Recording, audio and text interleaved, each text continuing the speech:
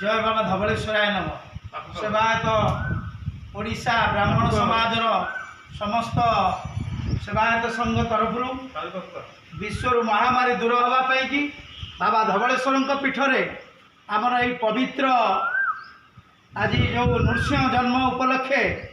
बाबा पीठरे आमर ओडिशा महासंघ सेवायत समितिर सभापति निर्देश क्रमे यही धवलेश्वर पीठरे ये कोरोना केमिति आरोग्य लाभ करेंगे सारा विश्व महायज्ञ कर जो यज्ञ कर विश्व शांति महायज्ञ यही यज्ञ किभली कोरोना निपात हम सारा विश्व समस्त केमिति निरोगी हेबे यही बाबा पीठरे आम समस्त सेवायत माने रुंड हो एकत्रित हो यज्ञ को पूजापन कर सारा विश्व मंगल पाइका आम ये सब जिनस को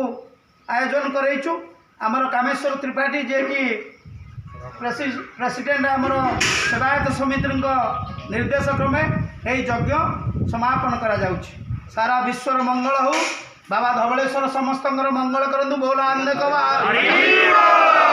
सारा विश्वर कोरोना